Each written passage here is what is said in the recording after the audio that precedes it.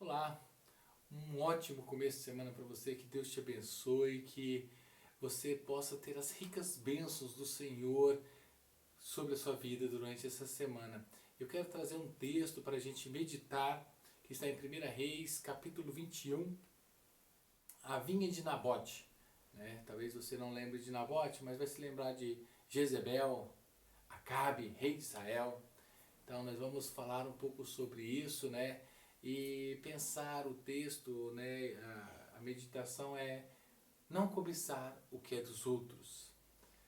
Eu quero ler dois versículos que se encontram em 1 Reis, capítulo 21, versículos 25 e 26, que diz assim a palavra do Senhor: Nunca existiu ninguém como Acabe, que pressionado por sua mulher Jezebel, vendeu-se para fazer o que o Senhor detestava. Ele se comportou de maneira mais detestável possível, indo atrás de ídolos, como faziam os amorreus, que o Senhor tinha expulsado diante de Israel. Se você olhar Acabe e Jezebel, eles eram pessoas verdadeiramente más, cruéis, e faziam tudo o que Deus reprovava, né? Em adorar outros deuses, ir atrás de outros deuses, então tudo que eles faziam era contra o Senhor. Mas nessa situação aqui de Nabote, existia um homem em Jezreel, né?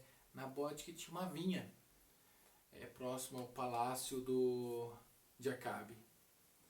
E Acabe, ele cobiçou essa vinha, né? A palavra diz que ele cobiçou, ele queria essa vinha para ele. E ele chega agora para Nabote e fala: Nabote, eu quero comprar a tua vinha. Ou, se você não quiser vender, eu te dou uma outra vinha melhor, peça, faça o seu preço. E Nabote fala: não, longe de mim, eu não vou vender a minha vinha, porque é herança de meu pai e não vou vender. Então o rei Acabe, ele vai embora e a Bíblia diz que ele vai para o seu quarto, onde que ele, emburrado agora, né? Ele vira de rosto para a parede, fica lá. E de repente vem a sua esposa Jezebel e ela fala: o que está acontecendo? E aí ele fala: olha, eu fui lá e ofereci para Nabote outra vinha, ofereci dinheiro, ele não quer me vender a vinha dele. E ela fala: mas isso lá é uma coisa que um rei deve fazer, levante-se e vá comer, eu vou dar um jeito de conseguir a vinha para você. Então Jezebel agora, ela arma exatamente um plano diabólico para matar Nabote e aí ter a vinha para o seu marido, para satisfazer o desejo, né? Satisfazer a ganância, a cobiça do seu marido. E ela escreve as cartas para os nobres, né, daquela região de Jezreel, onde que ela coloca o seguinte: olha, decretem um dia de jejum e ponham Nabote sentado num lugar de destaque no meio do povo. E peguem dois vadios e coloquem na frente de Nabote. E façam com que estes testemunhem contra ele, dizendo que ele blasfemou contra Deus e contra o rei. E assim, levem-o para fora da cidade e o apedrejem até a morte. Olhando para a lei de Moisés, né, quem blasfemasse contra Deus era digno de morte. Então Jezebel agora usa isso para poder matar Nabote. E se você continua lendo a história, literalmente o que isso acontece, as autoridades, né, e os nobres da época, corruptos com Jezebel, né, eles pegam e fazem exatamente isso, decretam um dia de jejum, colocam Nabote no meio da população, no lugar visível, colocam dois vadios, né, na frente deles, e aí esses dois criam toda uma encenação e Nabote é apedrejado até a morte. E aí a notícia vem para Jezebel e ela fala para Acabe: olha, vá tomar posse da sua vinha, porque Nabote já está morto. E ele nem a questiona como, o que aconteceu. Ele vai e toma posse da sua vinha. Interessante que nesse momento Deus manda o tesbita Elias lá e ele vai dizer para Acabe: olha, no lugar, além de outras coisas, né, mas vai falar sobre a morte de Acabe, de Jezebel, vai falar no lugar que Os cachorros lamberam o sangue de Nabote, lá também lamberam o teu sangue, Acabe. E Jezebel, os cães vão comer toda a carne dela. Jezreel. E isso depois você continua lendo, verdadeiramente isso acontece com eles, né? Você continua a ler o decorrer da história, isso vai acontecer com eles. Mas o que nós podemos aprender desse contexto, né, de pessoas tão más? Por que Deus deixa isso na Bíblia? Se você olhar a cobiça, né, do rei sobre aquele pirata, e olha que ele era rei, poderia ter qualquer coisa, qualquer vinha, e ele tinha várias, né? Mas ele queria aquela, porque tinha cobiçado. Deus, ele deixou até em seus mandamentos, né, na sua lei, ele deixa o mandamento, o 10º mandamento, onde que diz: não cobiçarás. Não cobiçarás a terra do teu irmão, do teu próximo, o gado, né, os empregados, a mulher, né, nem coisa alguma que lhe pertence. E muitas vezes nós fazemos isso como Acabe, né, e cobiçamos aquilo que não é nosso.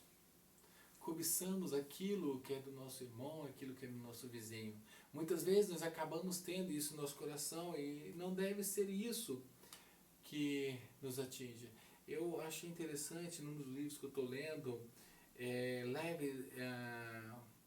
Lewis, ele diz o seguinte, né, ele afirmou uma vez em sua... que o termo de cobiçar, ele é um pouco diferente, é diferente de ganância, né? Ele é o termo de se ter mais, de não se ter o suficiente. Eu quero mais.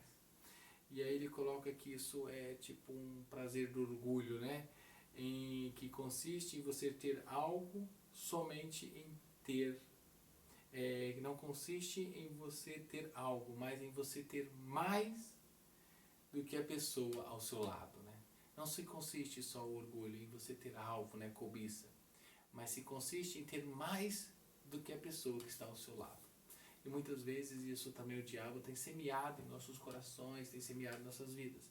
Que nós possamos ser diferentes, que nós possamos lembrar da lei de Deus e não acabar, né, como Acabe, como Jezebel, mortes terríveis. Por quê? Porque viveram em caminhos que desagradavam a Deus, faziam tudo para desagradar a Deus e acabaram morrendo terrivelmente. Existe um texto que eu acho fantástico, né?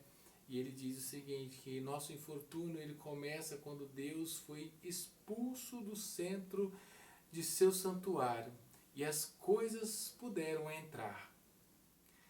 Dentro do coração humano, as coisas assumiram o controle, por natureza, hoje, coroando neles e no crepúsculo moral, usurpadores agressivos e obstinados lutam entre si pela primazia do trono.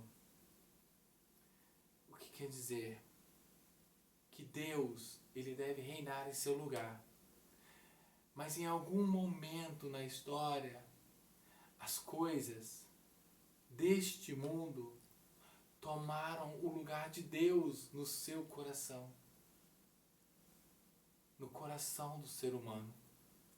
E no momento em que isso aconteceu, as coisas começaram a reinar no lugar em que Deus deveria de reinar. E aí começou a acontecer todo tipo de dificuldade, todo tipo de tragédia na vida do ser humano. E a gente não deve se esquecer jamais de que devemos voltar ao primeiro amor. Tirar dentro de nós tudo aquilo que não agrada a Deus. Porque Deus, ele criou as coisas deste mundo, e aí você pode dar nome, televisão, casa, vídeos, times de futebol, ídolos de qualquer tipo, roupa, dinheiro, você pode dar o nome que você quiser, mas coisas deste mundo, Deus as criou para o nosso conforto e para o nosso bem. Nós tiramos Deus de dentro do nosso coração e colocamos essas coisas no lugar. tirando a soberania, o reinado de Deus e deixando as coisas reinar.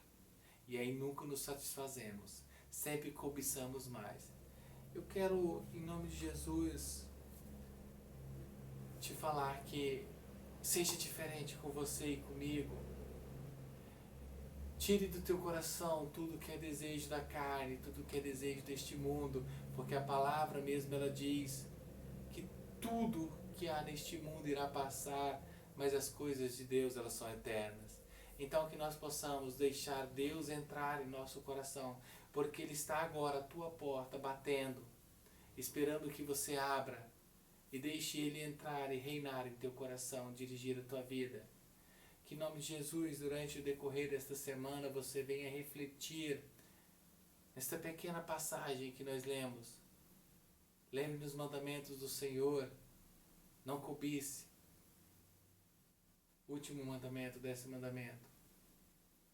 Deixe Deus cuidar do teu coração, deixe Ele reinar. Elimine tudo que é ruim, tudo que é mal. Ore para o Senhor, fala: Senhor, sonda-me, purifica-me, faça-me ficar limpo, para que eu possa te adorar verdadeiramente com todo o meu coração. Que Deus te abençoe, que Ele te dê uma semana abençoada, que você venha prosperar em tudo que você for fazer, que o Senhor abra os teus caminhos, que Ele cuide de sua família, que em nome de Jesus, se você estiver passando por qualquer enfermidade, por qualquer sofrimento, que o Senhor, o nosso Deus, o meu Deus, Ele possa te tocar no teu coração, possa te livrar de tudo quanto é mal e curar a sua vida, curar a sua carne, curar a tua alma. Permite Ele reinar em teu coração. Em nome de Jesus, Deus te abençoe. Amém.